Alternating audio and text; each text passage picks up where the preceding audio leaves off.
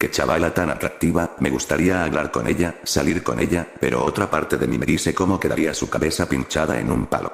Edmund Kemper. Asesino serial estadounidense. Sean bienvenidos a la tercera parte de este iceberg, espectadores, acompáñenme a este viaje por las mentes más siniestras de América Latina.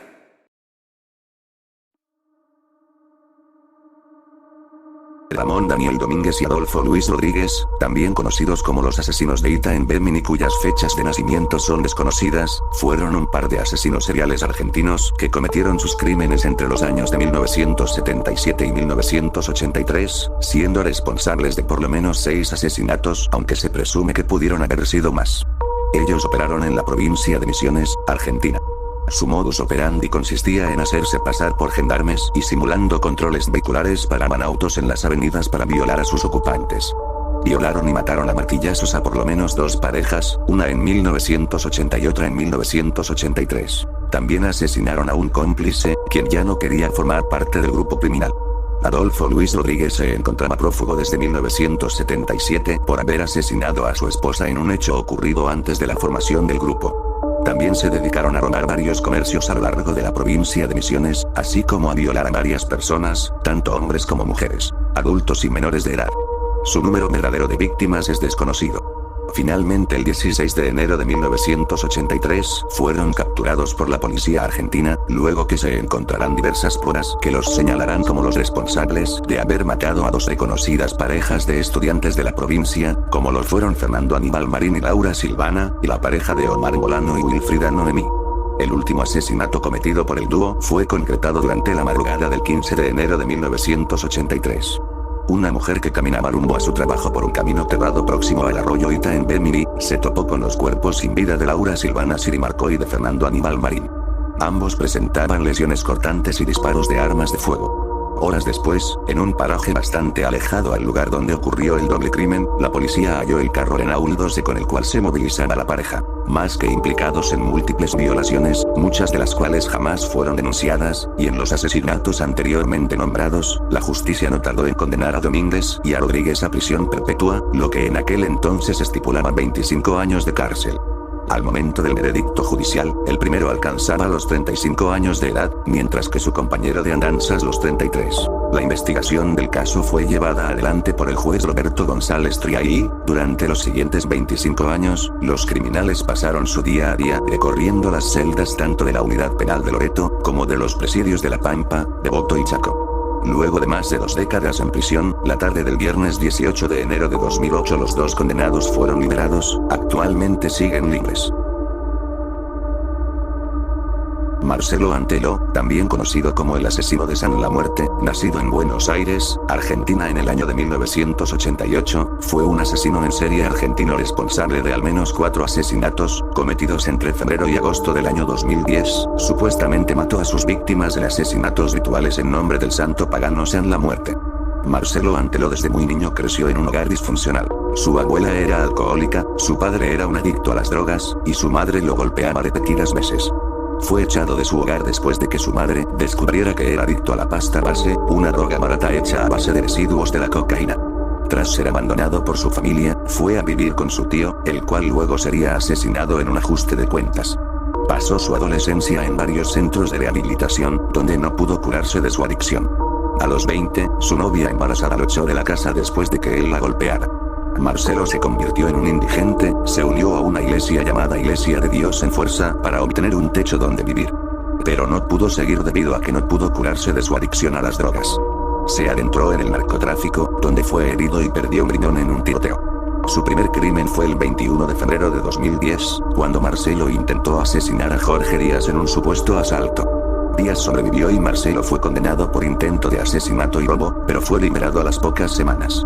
Su segundo crimen fue el asesinato de Rodrigo Escurra, quien era un estudiante de filosofía de 27 años, que también había estudiado Derecho. Consumía drogas y había empezado una terapia para dejarlas, tan solo 2 meses antes de ser asesinado.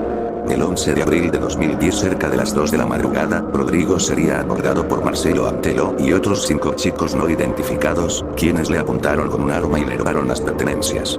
A pesar de no oponer resistencia, Marcelo lo ejecutó de un disparo en el pecho antes de darse a la fuga. El hecho fue grabado por un testigo. Su tercer crimen fue el 24 de junio de 2010, Marcelo se encontró en la calle a Darío Romero, un amigo que lo dejó vivir en su casa.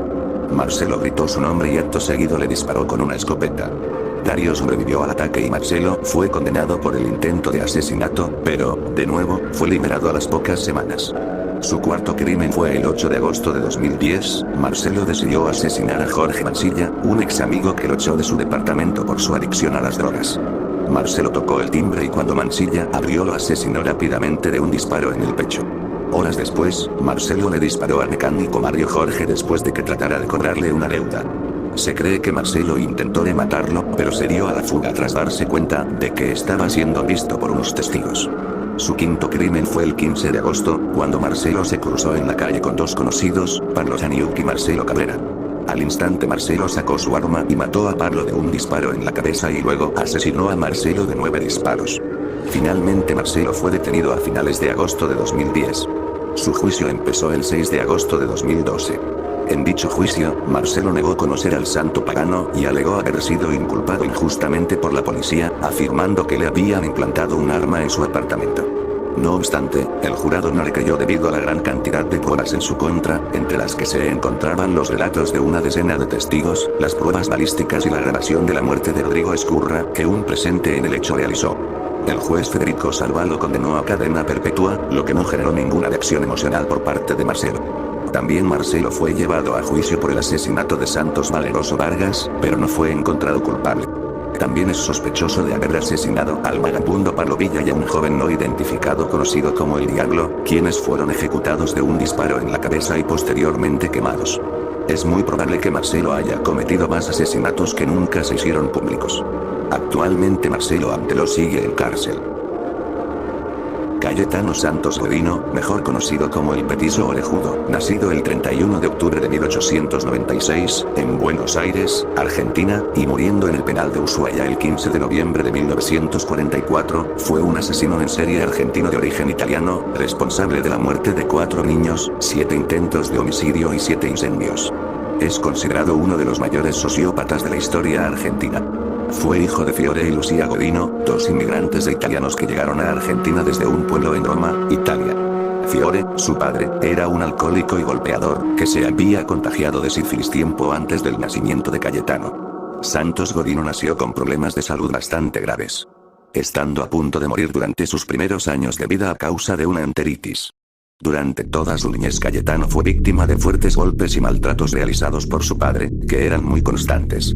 Godino no fue hijo único, también tuvo varios hermanos igualmente naciendo enfermos, ya que un hermano suyo, llamado Antonio, era epiléptico. La infancia de Cayetano no solo fue en casa de su familia disfuncional, sino que también vagaba por las calles de Buenos Aires, que en un futuro serían el escenario de sus crímenes. Desde los 5 años sus padres lo llevaron a varias escuelas, donde siempre era expulsado por no poner atención en clase, ser demasiado idiota y por tener un comportamiento errático. Los escenarios de su carrera criminal serían los terrenos baldíos y vecindades de los barrios de Almagro y Parque Patricios, por entonces todavía al borde de la Pampa. Era una zona de quintas de descanso. Pero también era un arrabal poblado por paisanos italianos y demás extranjeros. Su primer crimen aconteció un 28 de septiembre de 1904, cuando Godino contaba con apenas 7 años, se lleva a fuerza de engaños a Miguel de Paola, de casi 2 años, hasta un baldío y allí lo golpea para luego arrojarlo sobre un montón de espinas. Un policía que pasara se percataría de lo sucedido y llevaría a ambos niños a la comisaría, de donde serían recogidos más tarde por sus respectivas madres. Justo al año siguiente, Godino atacaría a una niña vecina de tan solo 1 año. La conduciría hasta un terreno baldío en donde la golpea repetidamente en la cabeza con una piedra. Y en esta ocasión nuevamente sería descubierto por un policía quien acabaría con su ataque a la niña y lo detendría, pero dada su corta edad, es dejado en libertad esa misma noche. Pero el primer asesinato de Cayetano Santos Godino no sería hasta el 29 de marzo de 1906. En 1906 a María Rosa Fase, una niña de aproximadamente 3 años, y la llevó hasta un terreno baldío sobre la calle Río de Janeiro, donde intentó estrangularla. Después la enterró viva en una zanja, que cubrió con latas. El 5 de abril de 1906, apenas algunos días después de cometer su primer asesinato, Godino fue denunciado por su padre al descubrir que había torturado y matado a algunas aves domésticas. Fiore encuentra dentro de un zapato de su hijo un pájaro muerto y debajo de su cama, una caja en donde guarda los cadáveres de otras aves. Cayetano Godino estuvo recluido en la cárcel poco más de 2 meses y después regresó a las calles. Como ya no asistía a la escuela, vuelve a dedicarse al ocio y a vagar por las calles. El 9 de septiembre de 1908 conduce al niño Severino González, de 2 años, a una bodega ubicada frente al Colegio del Sagrado Corazón. Ahí intentaría matarlo o al sumergirlo en una pileta para caballos, cubriéndola después con una tabla para ahogar al pequeño. El propietario de la bodega, Zacarías Caviglia, descubre la tentativa de homicidio, pero Godino se defiende diciendo que el niño había sido llevado hasta allí por una mujer vestida de negro, de la cual dice algunas características de la supuesta mujer. Más tarde sería llevado a la comisaría, de donde sería recogido al día siguiente. Días más tarde del incidente de la bodega, Cayetano quema con un cigarro los párpados de un niño de 1 año. La madre del niño lo descubre, pero huye de la escena del crimen. El 6 de diciembre de 1908, los padres de Cayetano, hartos del comportamiento sociópata de su hijo y de los problemas que acarreaba, deciden meterlo a la cárcel. Esta vez es enviado a la colonia de menores Marcos Paz, en donde permanece durante 3 años. Mientras permanece encerrado, acude a clases en donde aprende a leer y escribir un poco. La estancia de Godino en el reformatorio, lejos de regenerarlo, lo vuelve más duro y desquiciado. El 23 de diciembre de 1911, al salir del reformatorio, regresaría a las calles de Buenos Aires, ahora siendo un criminal más insensible, pero sobre todo, terriblemente potenciado. Su liberación será, debido a la petición de sus padres con quienes regresa a vivir. En un inútil intento por alejarlo de sus actos criminales, se habían ocupado de conseguirle trabajo en una fábrica, pero lamentablemente, y como sería de esperarse, solamente fue capaz de mantener el puesto durante 3 meses. Tras perder su trabajo, Cayetano vuelve a vagar por las calles de Buenos Aires, pero esta vez no visita los barrios antes conocidos, y donde por ende, lo conocían. Sus caminatas por Buenos Aires lo llevan a frecuentar los lugares más turbios y de más bajo nivel moral de la ciudad. Asimismo empezó a padecer de dolores de cabeza, que lo empujarían a cometer sus actos de violencia, y acercarlo al alcohol. El 17 de enero de 1912, Cayetano, quien ya es conocido en las calles con el sobrenombre de Petiso Orejudo, se introduce en una bodega de la calle Corrientes y da rienda a otra de sus grandes pasiones, el fuego. El incendio que provoca tarda 4 horas en ser sofocado por los bomberos. Después de su arresto declararía: "Me gusta ver trabajar a los bomberos, es lindo ver cómo caen en el fuego". El día 26 de enero de 1912, el cadáver de Arturo Laurora, de 13 años, es encontrado en una casa puesta en alquiler en la calle Pavón. El cuerpo es descubierto, golpeado y semidesnudo, con un trozo de cordel atado alrededor del cuello. Su desaparición había sido reportada apenas el día anterior. Posteriormente, Godino confesaría la autoría de este crimen. El 7 de marzo de 1912, Godino le prendió fuego a las ropas de una niña de 5 años. La pequeña falleció tras 16 días de agonía en el hospital de niños. En los meses siguientes de 1912, Godino causa 2 incendios más que son controlados fácilmente por los bomberos sin que se produzcan víctimas. El 24 de septiembre de 1912, mientras trabaja en una bodega propiedad de Paulino Gómez, Godino mata de 3 puñaladas a una yegua. No fue detenido por falta de pruebas. Apenas unos días después prende fuego a la estación Bail, ubicada en las actuales calles Carlos Calvo y Oruro, propiedad de la compañía de tranvías Anglo-Argentina. El incendio fue controlado por los bomberos. El 8 de noviembre de 1912, Godino convence con engaños a Roberto Aruso, de 2 años, para que lo acompañe a un almacén en donde presuntamente le compraría unos caramelos. Lo lleva hasta un alfalfar a pocas cuadras, en donde le ata los pies y procede a ahorcarlo con un trozo de la cuerda que usa para atarse los pantalones. Son descubiertos por un peón del alfalfar, quien los entrega a las autoridades. Cayetano Godino declaró que había encontrado atado al niño y lo estaba rescatando cuando fueron descubiertos. Es liberado por falta de mérito. El 16 de noviembre de 1912, en un baldío situado en las calles de Anfunes y Chiclana, intenta golpear a Carmen Itone, de 3 años. Un vigilante hace acto de presencia y Godino consigue escapar. Días después, el 20 de noviembre, se lleva de la esquina de Muñiz y San Juan a la niña Catalina Naulener, de 5 años. Busca un baldío por la calle Directorio, pero antes de encontrarlo la menor se resiste a seguir. Godino se descontrola y la golpea.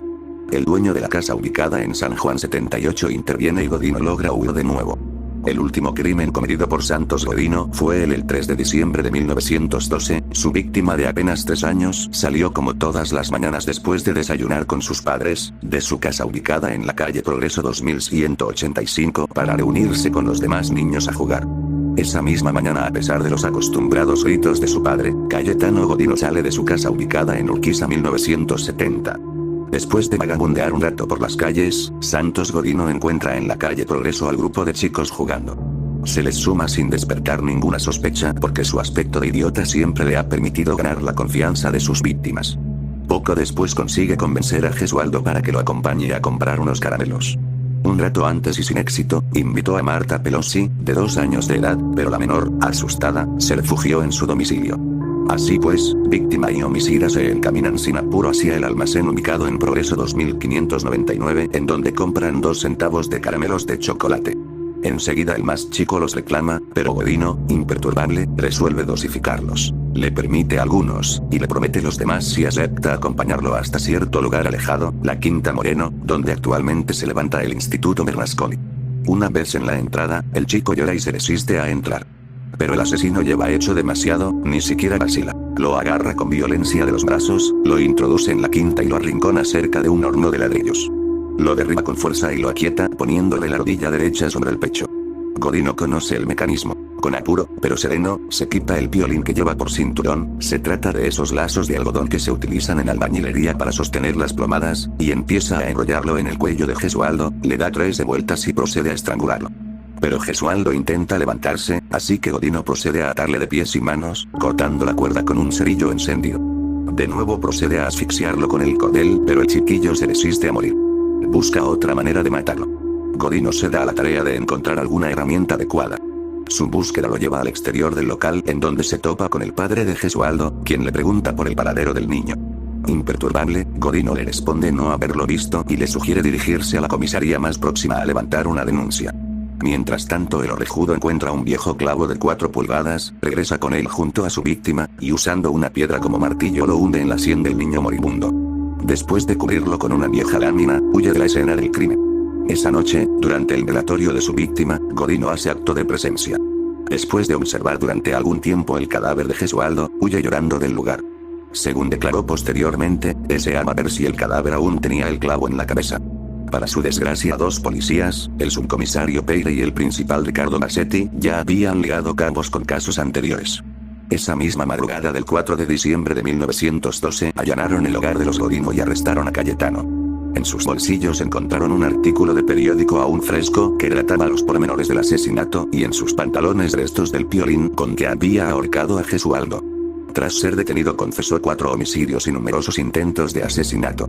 En noviembre del año 1914 el juez en lo penal de sentencia Dr. Ramos Mejía absolvió a Godino considerándolo penalmente irresponsable y ordenó emitir las actuaciones al juzgado en lo civil para formalizar su internación por tiempo indefinido y se lo recluyó en el Hospicio de las Mercedes, en el pabellón de alienados delincuentes. Allí atacó a 2 pacientes, uno inválido en una cama y el otro en silla de ruedas. Después intentó huir.